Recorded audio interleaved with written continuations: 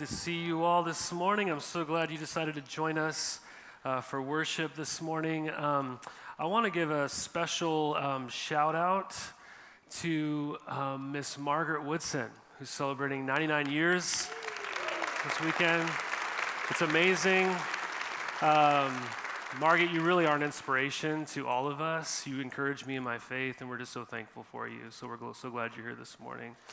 I want to invite you to open a Bible with me to the Gospel of John, chapter 1. We're concluding our Advent series this morning in John's prologue, the first 18 verses, as we celebrate the birth of Christ during Christmas. And as you're opening up your Bibles there, I don't know if you guys saw this, but it was reported on December 1st in the Wall Street Journal that Bible sales are booming in our country right now. They're up 22% this year. Yeah, it's amazing. Yeah, let's go. That's right. 22% this year, which is remarkable. And they're reporting that most of those people are first-time Bible buyers. And so there's a lot of theories, a lot of things that people and thoughts they have about why this is happening. And a lot of people are saying, well, it's because anxiety is up, across our world. People are searching for hope.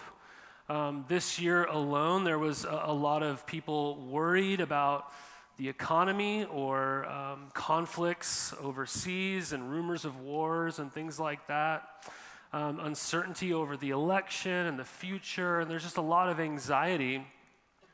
But I think there's a real case to be made as well that there's just a lot of confusion in our world, a lot of confusion. People just often don't know what is true. And can we trust what people are saying and doing? And so it makes a lot of sense that in a time of confusion that people would return to a book that's been the most sold book for every year over year, and has changed lives and stood the test of time in the Bible. There's a hunger for truth in our confusing world, And I'm sure at some point you've experienced that kind of confusion. You've either heard something, you've seen something, whether on social media or some other platform, and maybe you've thought to yourself, man, is that real? Is that real or is that fake? Like you've seen a video, you've seen a photo of some kind. I remember seeing a photo that said it was from the 1960s of a man and a woman in a convertible car, and there was it was like the future of seat belts was the photo apparently. There was a lap belt, and then there was a seat belt that went around their neck. And it just said seatbelt concept in the 60s. And I saw that, and I was like, man, people in the 60s were crazy. Like you're going to break your neck. I can't believe this. And then later found out it was, doctored up. It wasn't a real photo, but it looked so real, You've probably had sort of those kinds of experiences online. You got duped in some way. I mean, there's all kinds of things, even like shows now. There's a famous show, it might be on Netflix, I'm not sure, called Is It Cake? Where someone makes a cake and it looks like, like a transmission or something. And you're like, is it a transmission or a cake? And they cut into it and you're like, wow, fooled me. It's just amazing. Like people can make cakes that look like real things. And you could argue it's just getting worse and worse. With artificial intelligence and now OpenAI, there was like this new platform launched in the last month called Sora, where you can just go online and type in a sentence and it'll generate a 20-second video for you, whatever you typed in. And yeah, some of the videos look obviously fake. It's like a turtle with wings or something, and it's not, we don't live in like Mario's world or something, and so that's not real. But other videos that you could see though, it begins to really blur the line. Like, did that person really say that? Did that thing really happen? And so it begins to erode our understanding of what we can even believe to be true in our world. And this isn't even new, though, I don't think, because I think we all have life experiences, even from when we're little kids. We're raised and we're told certain things, and then we get older and we realize it wasn't really true. I can't tell you how many of these things in my life that I once thought were true are no longer true. Like when I was a kid, I remember driving around at night in Montana, and if we ever turned the cabin light on in the car, my parents told us we were going to get pulled over or put in a car accident. So we had to turn off the light. And I was like, okay, you can't turn these lights on while you're driving. And so my kids turned on one of those lights a couple months ago, and I said, hey guys, you need to turn off that light. We're going to cause an accident. And they were like, what are you talking about, Dad? And I thought about it, and I was like, yeah, maybe that's not real, Or they used to tell me when I was a kid, carrots will improve your eyesight. So I was like blind at the age of, third grade. So I was just eating carrots like crazy, and I still can't see, without my contacts. Or we were told, like, if you swim right after you eat, you're going to drown. Or my grandma told me if I crack my knuckles, I'm going to get arthritis. And my favorite is my sister convinced me when I was little if I crossed my eyes and held it there, they would get stuck that way. And I believed her. Still to this day, I get a little nervous, that it's actually going to happen. My point is simply this, that we come in our lives to believe something's true. And then we find out it's not. And then over time, that begins to erode our confidence that we can even know what's true at all. And this begins to extend in so many areas of our life. And it even creeps into our beliefs about God. We come to these places in our life where even if you're a Christian, you begin to doubt, you begin to wonder, can you even really know God? Is God real? Can you know him? And what I want you guys to know this morning is something very simple, and that's this, that in our world of confusion, our passage is teaching us that Christmas brings clarity to who God is. Christmas brings clarity to who God is. This is what we see in these first 4 verses, or 5 verses of John chapter 1. We're looking at verses 14 through 18. What does it say? And the Word became flesh and dwelt among us, and we have seen his glory. Glory as of the only Son from the Father, full of grace and truth. John bore witness about him and cried out, "This was he of whom I said, 'He who comes after me ranks before me, because he was before me.' And from his fullness we have all received grace upon grace. For the law was given through Moses, grace and truth came through Jesus Christ. No one has ever seen God, the only God, who is at the Father's side. He has made him known." He has made him known. What I want to do is, in these short few verses here, I want to point out 3 questions that I think this passage raises for us and answers for us. And the first question is simply this: can you really know God? Can you really know God? And we get a clear answer to this in verses 14 through 15, and then emphatically at the end of the prologue in verse 18. What does it say again in verse 14? And the Word became flesh and dwelt among us, and we have seen his glory. Glory as of the only Son from the Father, full of grace and truth. It says the Word became flesh. Who's the Word? Again, verse 17 clarifies that for us. It's Jesus Christ. He's the one full of grace and truth. All right, he's the one. Notice it says the Word became flesh. It's actually a really important thing to emphasize there. It became flesh, meaning he took on a body. He wasn't flesh, but became flesh. This is what we call the incarnation. Incarnation literally means enfleshing. He took on a body. So this person, Jesus Christ, the Bible teaches us, is fully God, and he's fully man. He's pre-existent. He is the uncreated one who created all things, and he's also the one who has entered into his own creation. He's fully God and fully man, and he will never stop being one or the other. Forever, for all eternity, he's fully God and fully man. I know this is, again, it's incredible to think about. If you're a Christian, it's hard to believe, especially if you're not a Christian. But this is what the Bible teaches us, you guys, that at Christmas, we aren't just celebrating a man who was born into this world, who did a lot of good things for people who were hurting, who said a lot of interesting things that we still repeat to this day, who lived a good life, who's memorable in some way. No, we're celebrating that God himself has decided to enter the world that he has made and become one of us. I mean, this is a remarkable thing. And you see this played out in the life of Jesus throughout the gospel accounts. I mean, he's the one that you see who's hungry, and so he eats food. But he can also feed the 5,000. Like, he's the one who is thirsty and needs a drink, but he can also turn water into wine. Right, he's the one who will fall asleep on a boat and need to be carried across the lake in that way, but he's also the one who can walk on water and stand up and say, "Peace, be still," to the storm, and it obeys him. Like, he's the one who will stand next to Pilate, right? And as he stands there, people will shout, "Crucify him, crucify him." And he's also the one now who we learn is at the bosom of the Father, at the Father's side, who angels worship.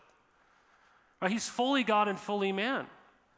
And this makes so much sense when you read the temptations account of Jesus going out into the wilderness and Satan tempting him. In Matthew, Mark, and Luke, we have this account where he goes out in the wilderness, and look at what he's tempted. He's hungry. He's fasting for 40 days. He's a person.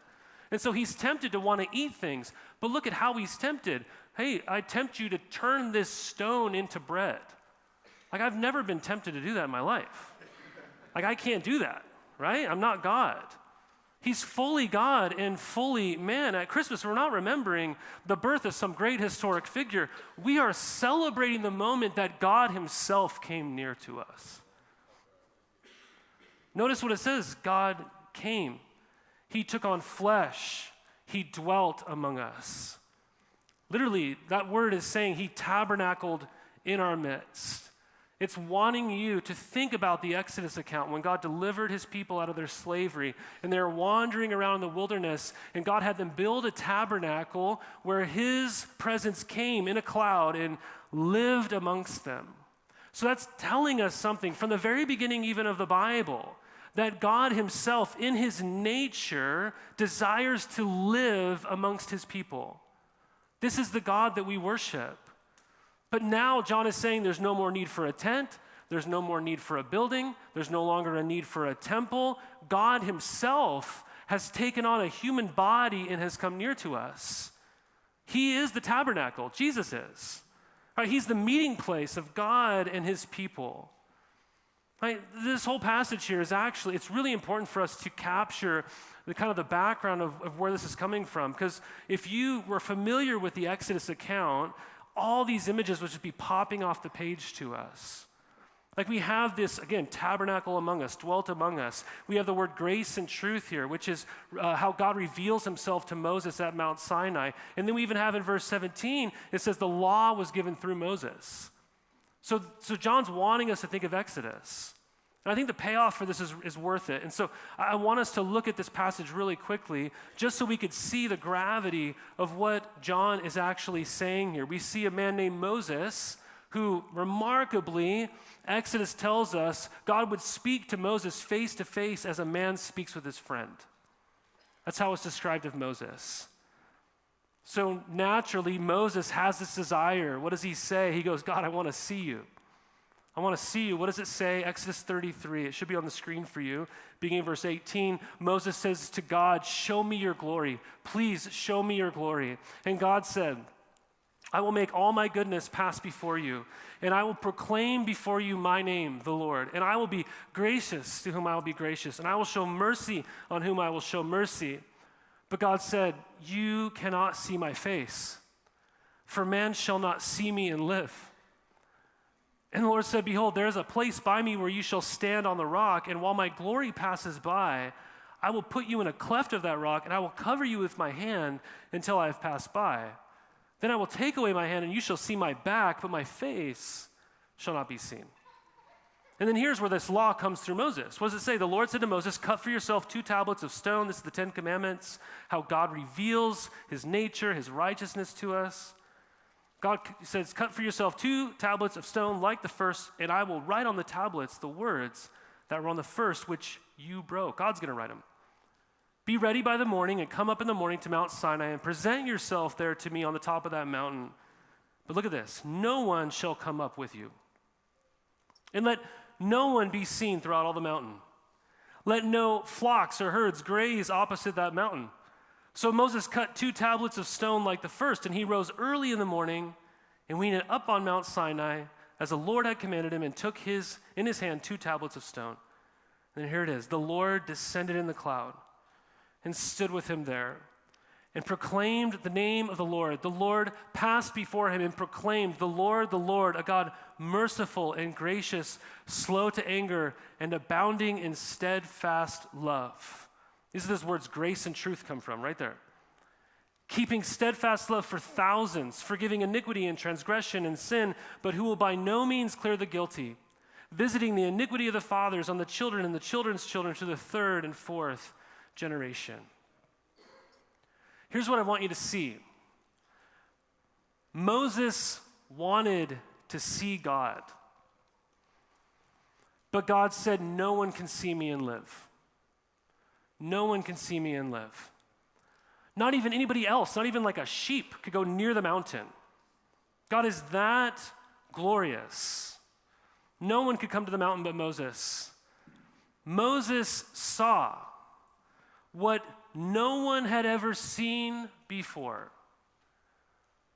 But then John says, yes, that's true, until Christmas morning. We have seen his glory.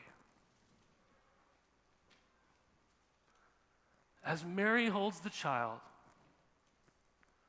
we have seen his glory. No one can see God and live. But here he is. Here he is.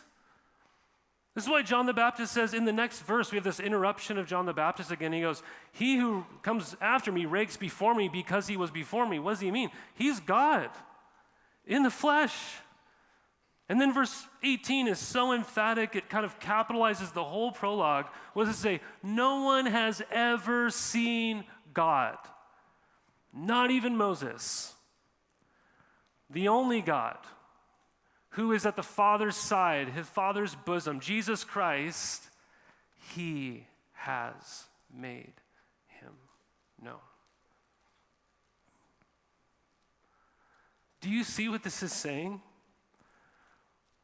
We live with the benefit of living on this side of the birth of Christ in the history of the world. And so before the birth of Christ, you could walk around this world and you go, no one's ever seen God. No one's ever seen God. And everyone would have to agree with you. Yeah, no one's ever seen him. No one can see him. And today you might wander the streets of Redlands. You might wander the streets of wherever you call home, Highland, Yucaipa, San Bernardino, wherever, and you could hear people say, no one's ever seen God. You might even say, no one's ever seen God. But whoever is saying that now is not lining up with what the Bible actually teaches us. Right? You wouldn't be lining up with it, the message of Christianity, because what is Christmas teaching us? It's saying he has made him known. This is what John is trying to get across to you. You can know God. Like you can really know God. In a world of confusion, Jesus is the ultimate clarity. There's so many things that you can wonder at. Is this true? Is this not true? Is this real? Is this fake? Jesus is the ultimate clarity. Do you know how clarifying this is? You don't have to wonder. You don't have to wonder at who God is. You don't have to make it up. And you don't really get to anymore, right? We don't really get to. I don't know if you've ever seen or you're familiar with John Hicks' famous elephant. John Hicks' elephant, he was a well-known English philosopher who likened God to an elephant. Have you heard of this before? He basically said every world religion is blind. That's why you can go around the world, you can meet a Hindu or a Buddhist or a Muslim or a Jewish person or a Christian or an animistic person living in a jungle somewhere, and they all have different versions of who they would say God is.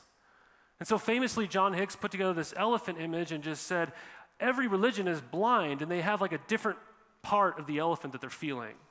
So one's like feeling the side of the elephant, right? And he's like, oh, it's very firm. God's really firm, or someone touches the tusk and they're like, oh, he's really dangerous and sharp, or someone's like grabbing the ear and kind of, I don't know, he's really flimsy, or, you know what I mean? Like everyone has different variations of who God is. And so he's really advocating for a pluralistic worldview, that basically all religions are the same, and it's wisest to grab a little bit of this and a little bit of that and a little bit of this.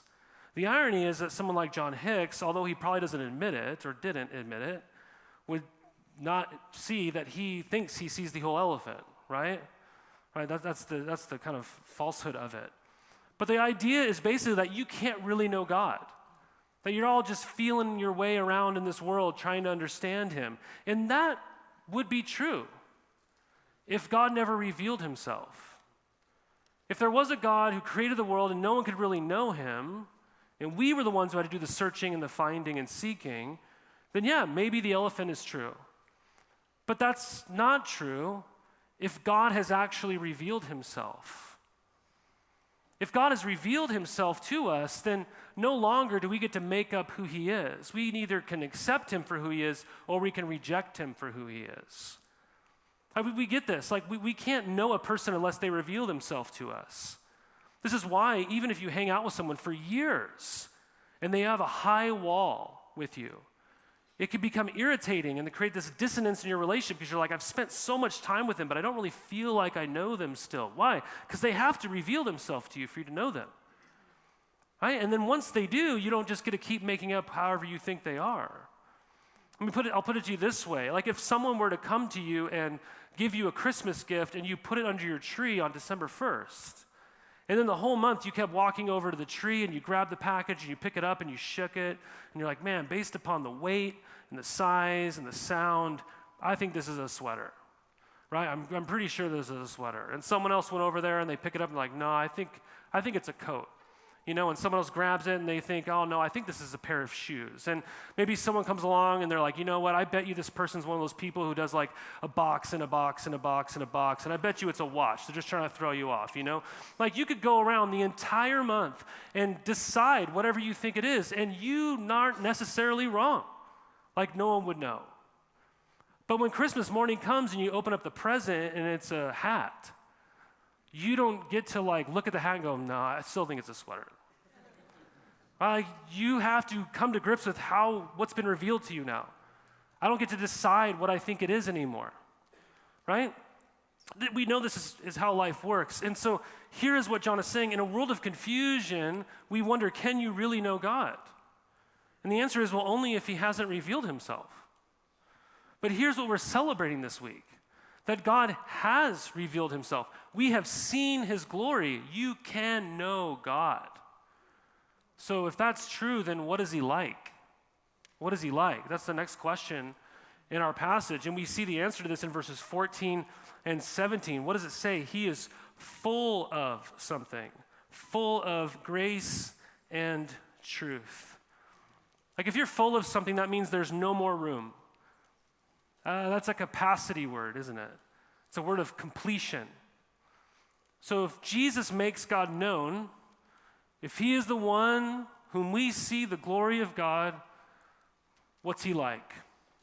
Verse 14 and 17 make it clear. He is full of grace and truth. He is the source of grace and truth. He is grace and truth personified. I mean, for most of us, aren't those like the opposite of each other? Grace and truth, those are kind of opposite things in our mind. And we tend to think of those as like pitted against each other. We can either have grace, we can either have truth. I don't think we can have both. I was at our life group Christmas party earlier this month, and we were doing like a potluck thing, and we were doing chili and cornbread, which I love chili and cornbread. And I love putting my cornbread in my chili. It's amazing, and don't knock it till you try it. I got a few fans up front here, I guess, but it's a great way to go about eating your chili. And so I was excited about that, and someone else brought cinnamon rolls. I won't say who, but I love cinnamon rolls too. And I was like, oh yeah, it's true potluck style, cinnamon rolls, chili, whatever. And I was like, yeah, I'll have a cinnamon roll, and then I'll have chili. And the person was like, no, you eat them together. Like you put the cinnamon roll in the chili. And I did probably what you're thinking right now, like, no, you don't. You know, you don't do that. Like, you don't do those things. And so I'm an adventurous spirit, you know, and so I was like, well, why not try it, you know? And I tried it, and it works. It, like, totally works. And I did not think these things went together at all. I thought they were pitted against one another. One's breakfast, one's dinner, you know? But no, they're both, you know, they go together. And so I think in some similar way, we tend to think of grace and truth that way. Like, those things don't go together. And maybe right now you're hung up on that illustration. You're like, that's gross, chili, you know, whatever. Just chuck it. Don't worry about it, okay? You don't need to like that. But the reason we do this, though, I think with grace and truth is because we think grace is the withholding of truth. I'm going to be gracious to you, so I'm going to withhold truth from you. You know what? I want to be truthful with you right now, so I'm going to withhold grace.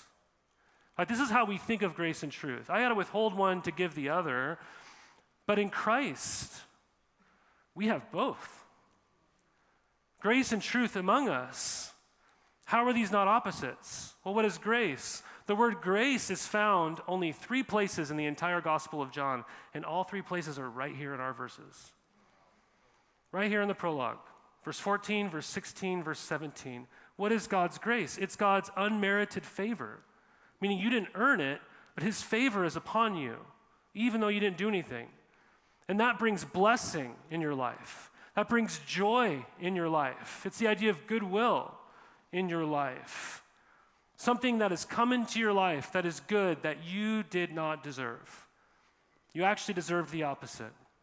That's grace.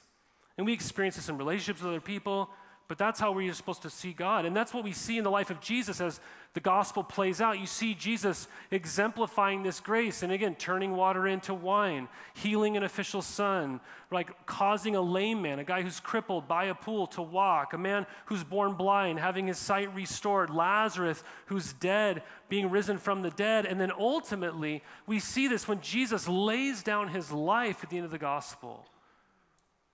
He dies for our sin.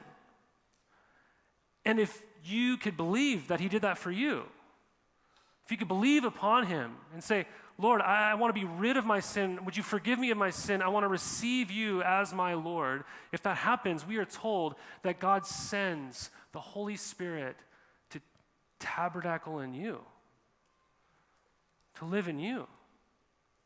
And you get to live with him forever. This is grace. God is full of grace. Well, what is truth? Well, I think we tend to throw this word around these days, and basically we use it as a way to say, well, this is what I want. This is what I desire. This is what I feel. This is what I've experienced. And so we mean all those things by saying, this is my truth. This is my version of truth. And if all you mean by that is this is what you desire or you want or you've experienced, I can't really argue with that. And so we all just have different versions of what truth is. That's how we often hear it today, but truth is not subjective, not in the Bible and not historically.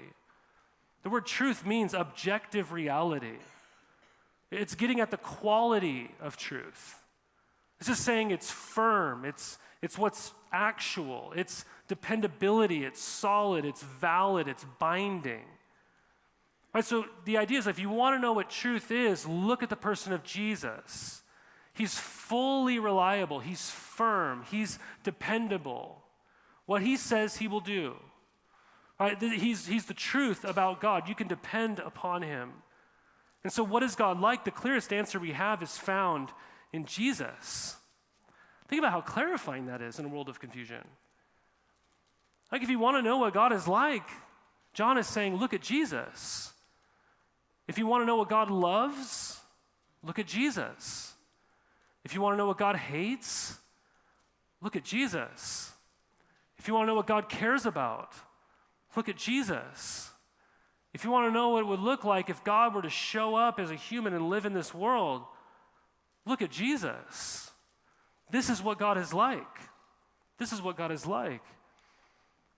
So I think for most of us, the big reveal of that, if you believe that, it could be a big letdown. Because for most of us, when something is revealed, again, we have to come to grips with it for what it is, and that might not have been what we were hoping for. But I think for most people living in the world today, we would like, at least, to live with a God of our own making. Right? We would love for him to be just like us. We would love for him to accommodate us. We want him to be soft where we think he should be soft. We want him to be firm where we would like him to be firm. Right? We don't like this idea. And here's why. I think we are scared of what we will experience if we were to truly encounter God. Like if we were truly to see God face to face, we're afraid of what we would experience from him. We would worry about that. Which then leads us to our third and final question. Can you know God? Yes. What is he like? Look at Jesus. What should you expect to receive from him? What should you expect to receive from him? We see with most vivid clarity the answer to this in verse 16.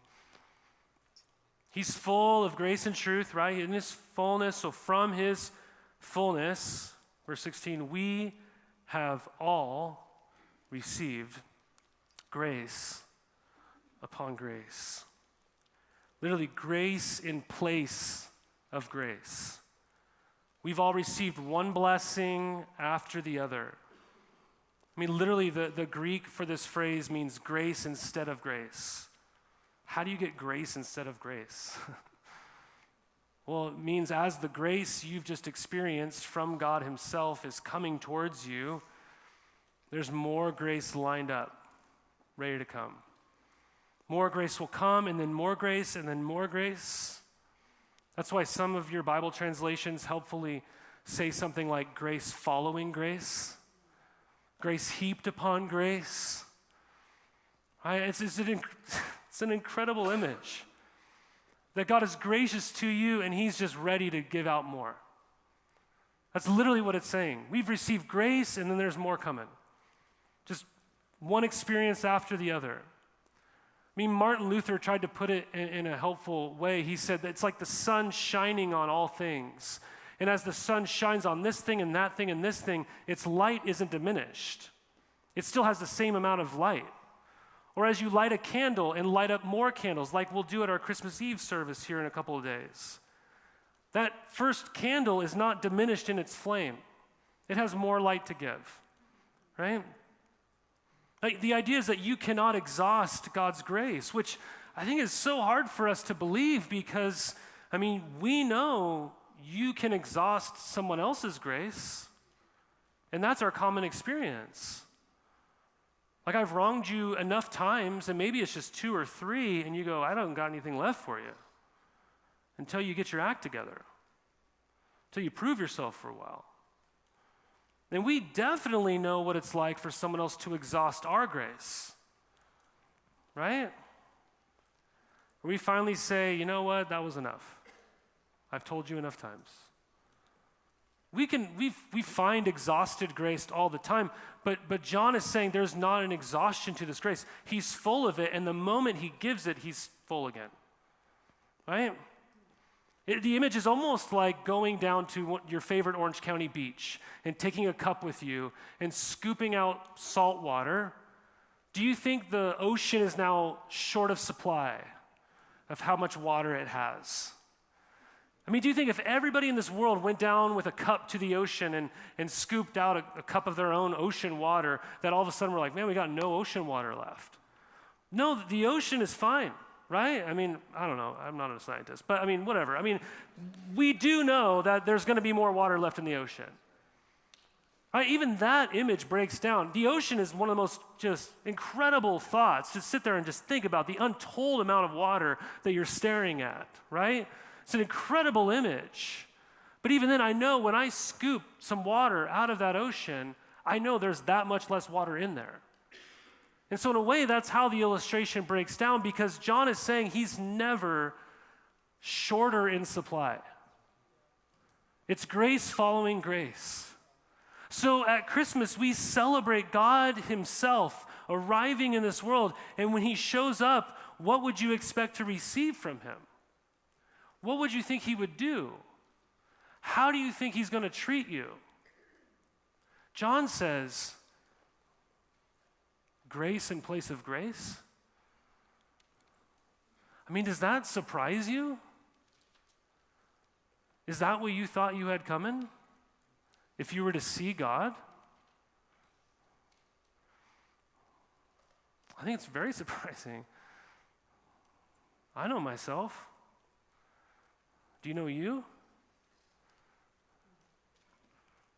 I think that one of the greatest Christmas movies is Home Alone.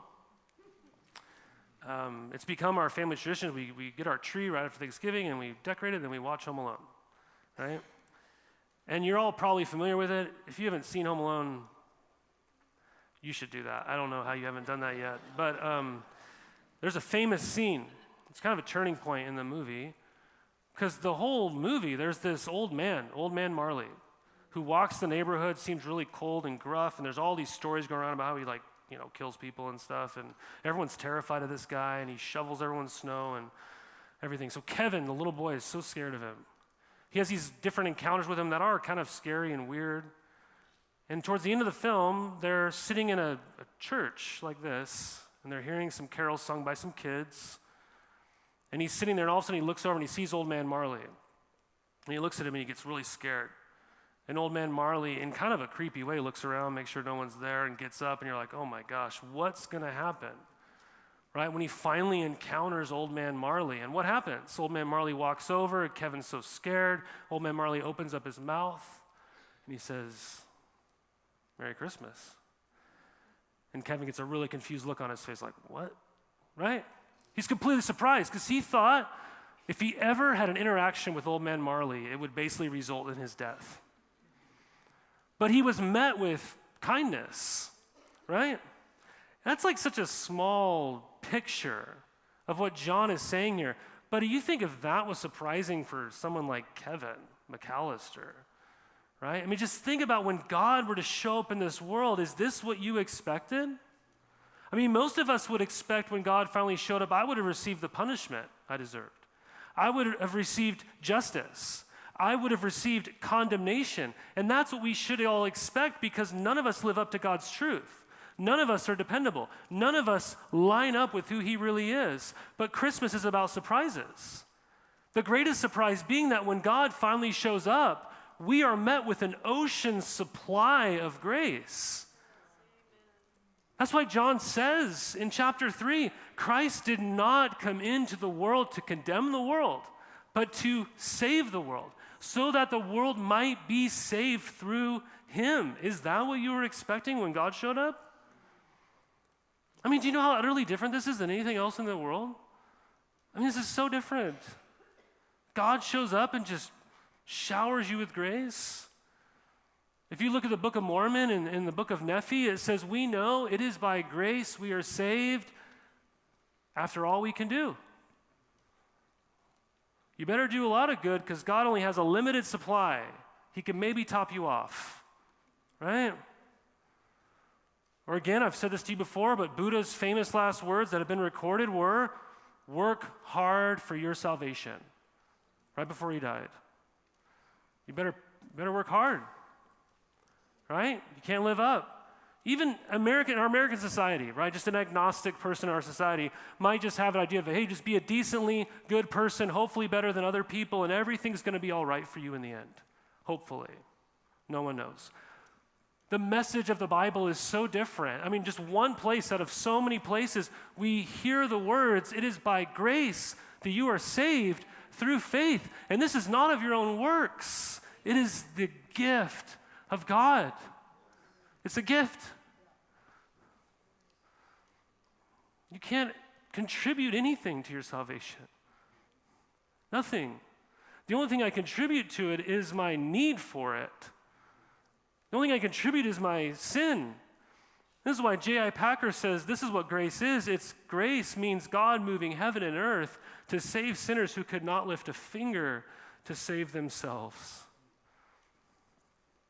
Jesus has come, and we see the glory of God in his face. And that is not a good thing if our only hope is to try hard and do better in our own strength.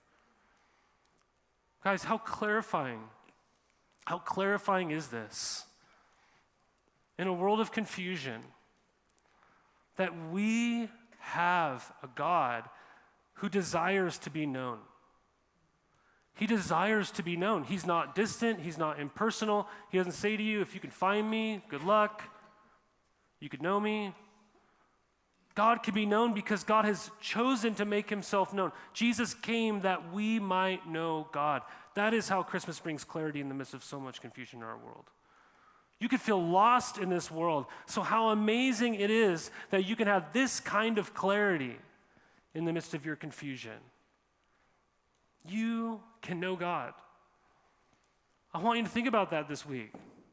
When we're celebrating, yes, he came to save us, but I'm sitting here going like, man, God has made himself known. I can know God. How gracious of him to do that. Because he has revealed himself. And the great reveal is so surprising because he is an unending ocean of grace and truth. How will you respond to him this morning? How will you respond to him this morning?